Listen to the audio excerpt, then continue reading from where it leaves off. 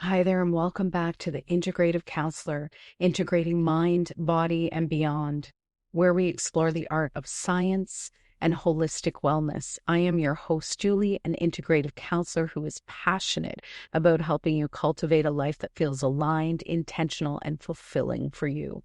Throughout the podcast, we will dive into meaningful conversations about mental health, personal growth, and the powerful connection between the mind, body, and spirit. Episodes will offer practical insights, guest speakers, and relatable stories to support you on your journey towards a more balanced and fulfilling life. Our last few episodes, we were centering around goal setting and resolutions. So whether you've been following along through the entire Resolutions That Gets Results series, or you're just joining in, today's episode is one of the most powerful pieces of the puzzle. We're diving into that inner world, those quiet but persistent emotional barriers that so often keep us stuck, even when we're doing all the right planning. So before we jump in, I want to take a moment to look back at how far we've come together in this Resolutions That Gets Results series. Because if you're here now, showing up for yourself, you're already doing something powerful. This isn't just a podcast about goals. It's about remembering what matters. It's about coming back to yourself, your values, your voice, and your truth, and then building from there. So in episode 1, we stripped resolutions down to their roots. We explored how to move from vague wishes to clear, intentional goals, and how tools like SMART goals and habit stacking can make change feel doable, not daunting. In episode 2, we got honest about pressure, how often we chase goals that don't even belong to us. We unpacked the difference between external expectations and internal motivation, and we began reconnecting with our why. Then in episode 3, this one was kind of about that messy middle, when the hype fades and that real life kicks in. We talked about the power of small wins, habit loops, identity-based change, and how to show up on the days when motivation just isn't there. And finally, in episode 4, we talked about structure, accountability, focus, and flexibility. We explored how to stay consistent without burning out, and why revisiting your goals is not a failure, it's wisdom. Real life changes, and so can your plan. And now we've arrived here in episode 5, the heart of it all, and the ending of this series, Resolutions That Gets Results. Because here's the truth. Even with the best tools and intentions, we still get in our way. And not because we're lazy, broken, or lacking discipline. It's because healing, growth, and change all stir up our stuff, the fears, the patterns, the protection strategies that we've used for so many years to stay safe. So today we're going there. We're talking emotional barriers and self-sabotage, and how to work with yourself, not against yourself, to build the kind of momentum that actually lasts. So if you've been stuck circling the same loop or doubting your ability to follow through, this episode is for you. Let's dive in.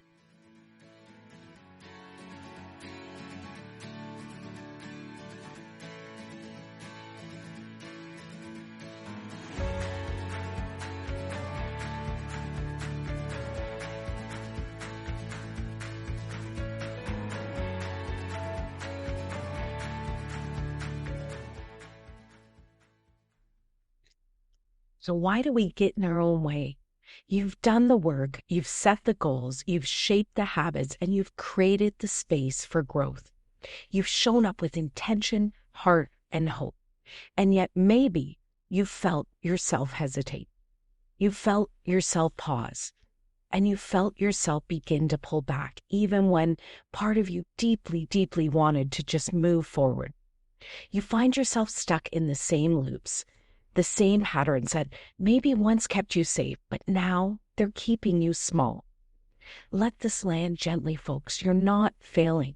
You're just beginning to meet the edges of yourself. You're just beginning to know who you are and what you're capable of. And this is all part of the process, part of being beautifully, complicatedly human. What you're brushing up against, it's called self-sabotage, but it's not what you think. It's not loud or dramatic. It's often that quiet, subtle whisper disguised as everyday habits that we rarely question. And what are those habits? Let's talk about those. One of them is procrastination. So even when it's something your heart is longing to do, this is the one that stings the most because it's not about laziness. It's about fear wrapped in pause. You want to start. You feel the pull, but something inside you says, what if I fail? What if it doesn't work? What if I'm just not good enough?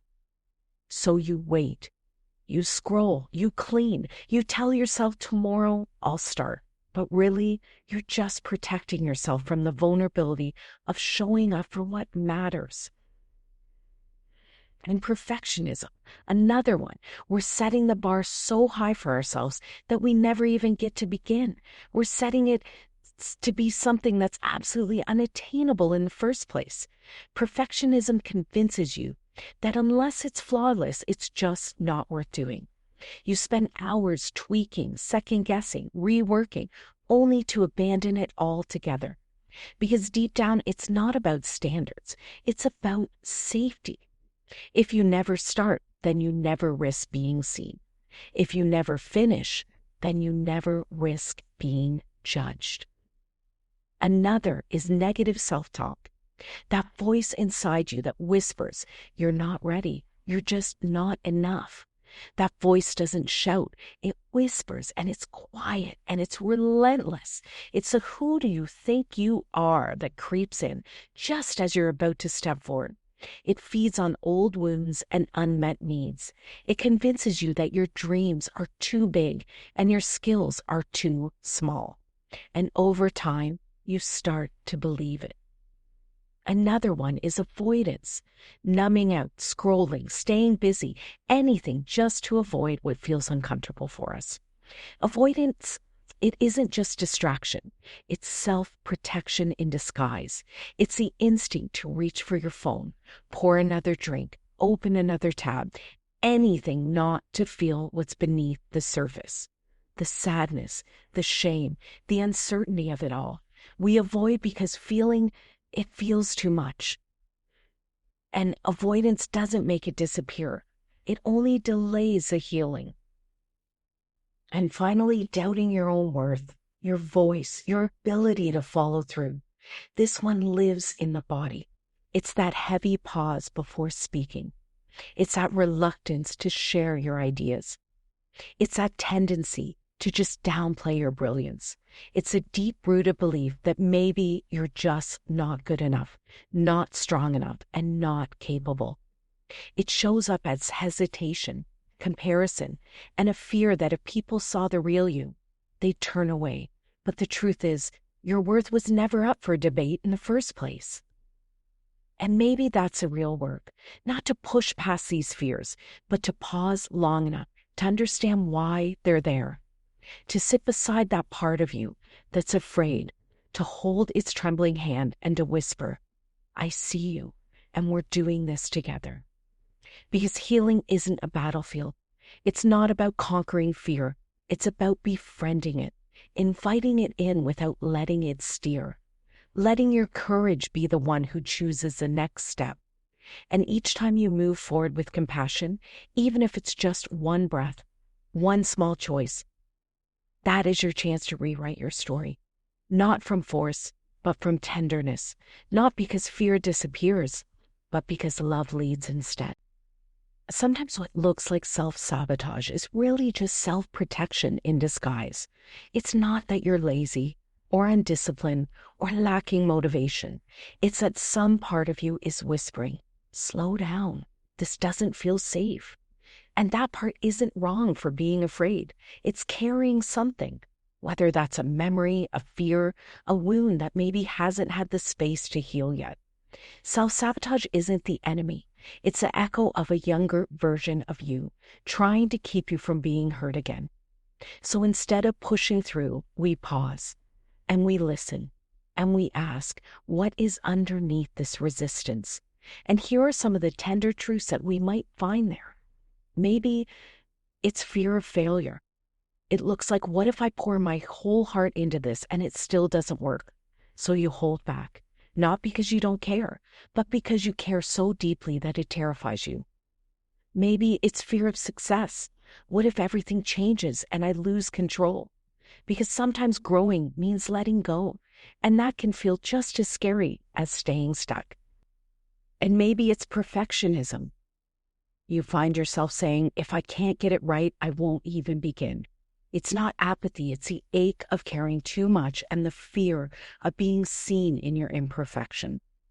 Perhaps it could look like low self-worth, where you say to yourself, who am I to want this, to believe that I deserve this?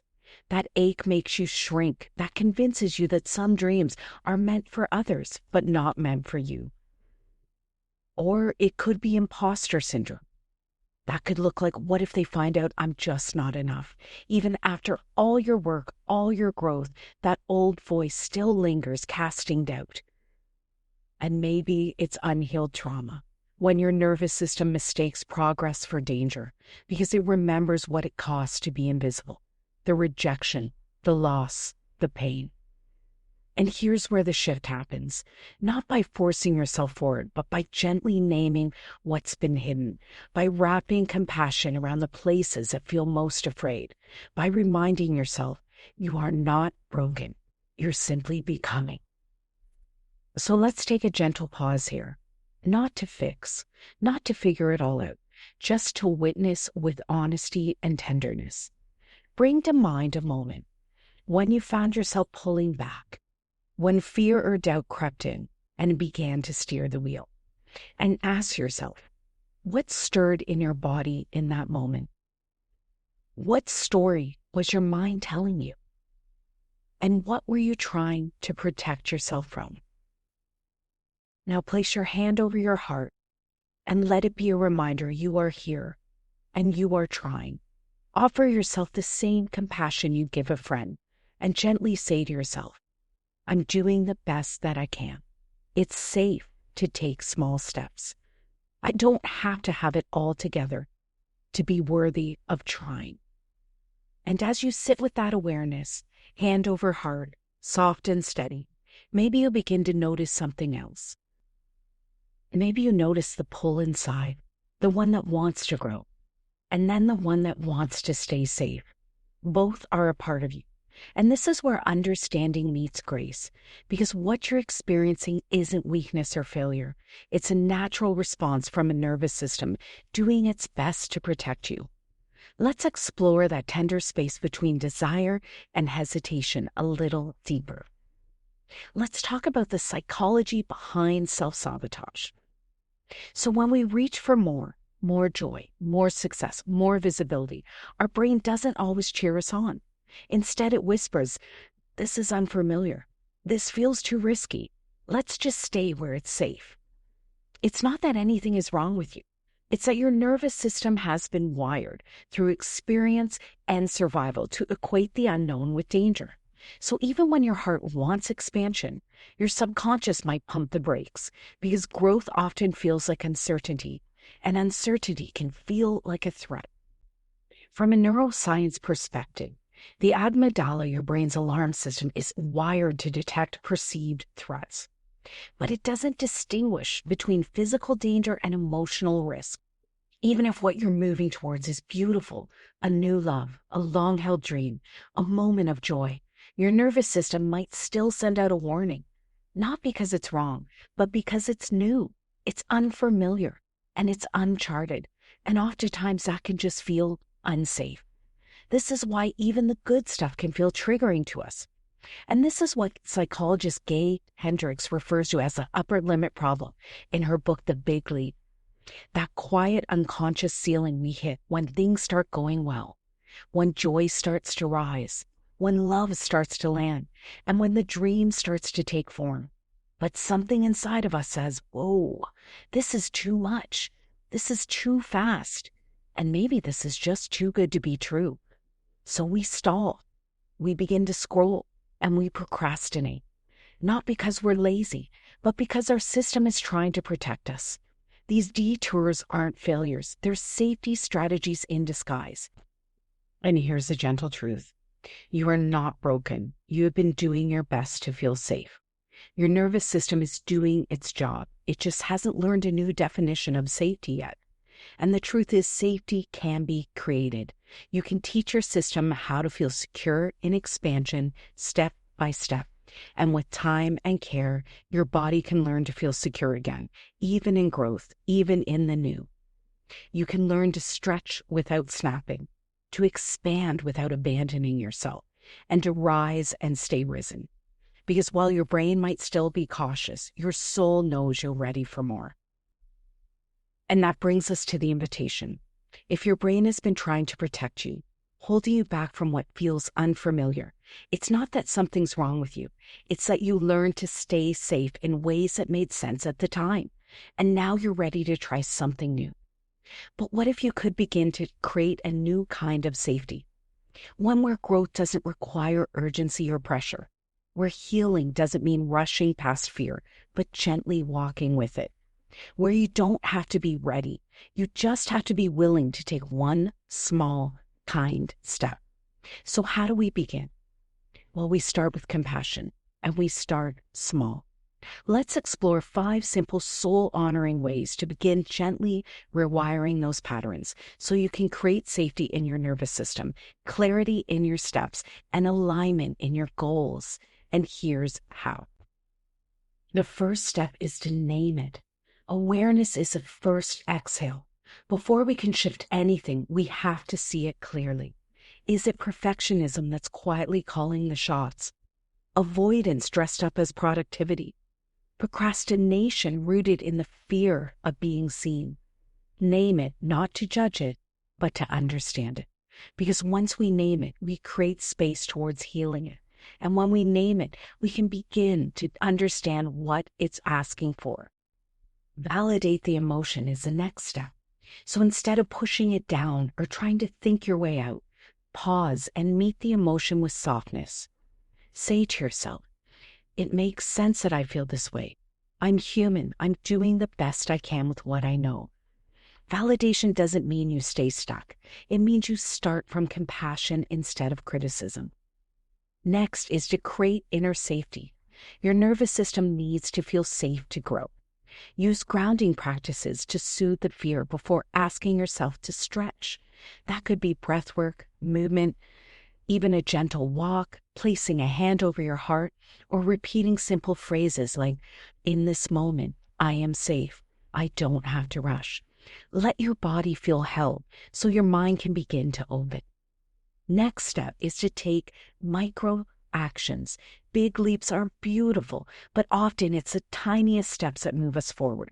And we've chatted about this throughout our Resolutions That Get Results series. Shrink the task until it feels ridiculously doable. Write one sentence, stretch for 1 minute, send the email draft without the attachment. Don't wait for confidence, let action create it.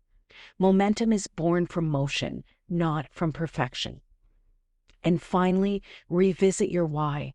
When fear gets loud, return to your why, the deeper reason beneath the surface goals, the one rooted in love, purpose, healing, or becoming. Close your eyes and reconnect to that vision, the version of you who's free, open, and fully expressed. Let that image pull you forward when your inner resistance tries to hold you back. Next, we're going to do a guided visualization to release self-sabotage. So take a few moments to settle in, finding stillness in your body and letting your breath guide you inward. Close your eyes if it's safe to do so, and bring one hand over your heart. Let your next inhale be soft and spacious. Let your exhale be slow and grounding. Now begin to imagine yourself standing on a path. The path represents your journey, the one your heart longs to walk. It stretches far ahead, open and inviting, lined with light. As you take a step forward, you notice something behind you, a shape, a shadow, a familiar pattern that you've carried for a long time now. It's not here to harm you. It was here to protect you. Pause for a moment and gently acknowledge it.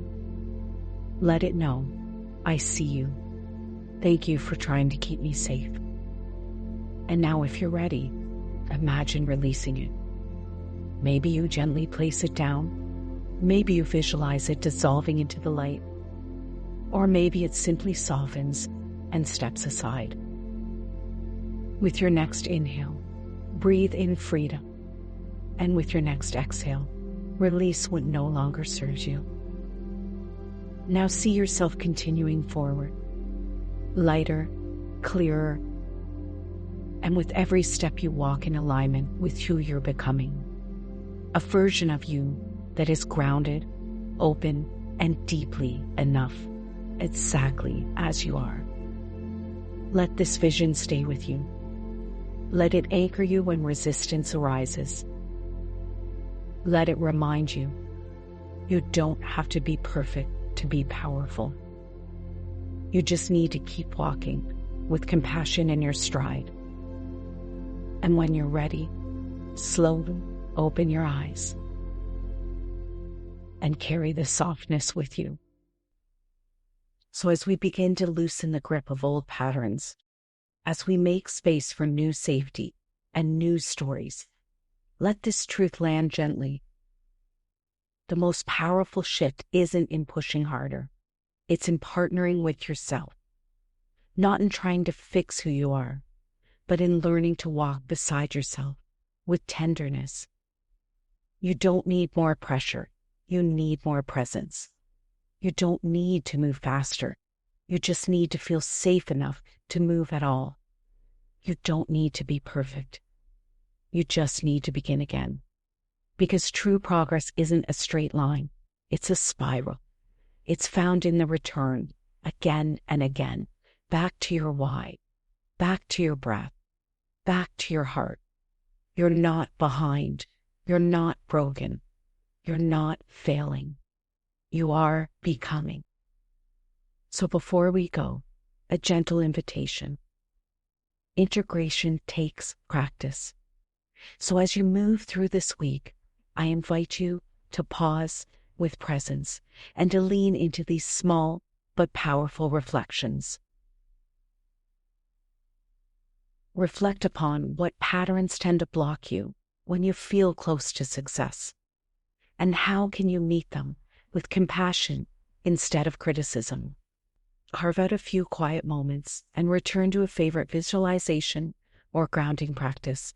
Let it be a reminder that you're allowed to feel safe before you stretch. If this episode brought you comfort, clarity, or courage, please pass it along. Share it with someone who might need to know that they're not alone and that healing is possible. Well, that's a wrap on the Resolutions That Get Results series. Thank you for walking this path with me, for choosing gentleness, for choosing yourself. If you're feeling called to keep going, you'll find more tools and supports waiting for you at my website, www.theintegrativecounselor.com. But for now, take what you need, breathe, and remember, progress is not a race, it's a return. You are worthy of the life you are building, one small aligned step at a time. And as we continue walking this path of intentional living and holistic wellness, our next episode will explore a theme that touches us all: finding balance in a shifting world, cultivating trust in uncertain times. Because in a world that seems to change faster than we can catch our breath, it's so easy to lose our footing and our trust in the future, our trust in others, and our trust in ourselves. Our nervous systems crave certainty, but life rarely offers guarantees. Still, even in the midst of the unknown, there is a place within us that knows how to stay steady. So how do we root into that inner trust when everything around us feels in flux? How do we move forward with calm? Not because we have all the answers, but because we trust ourselves enough to meet whatever comes. So in the next conversation, we'll explore how uncertainty impacts our mind, body, and emotions. We'll explore tools to ground yourself when the future feels unclear. And we'll explore what it means to rebuild trust in yourself and your path especially when life feels uncertain. This isn't about pretending to have it all figured out. It's about learning how to meet the unknown with presence, resilience, and softness. You don't want to miss the next one. Until then, keep coming home to yourself, one breath at a time.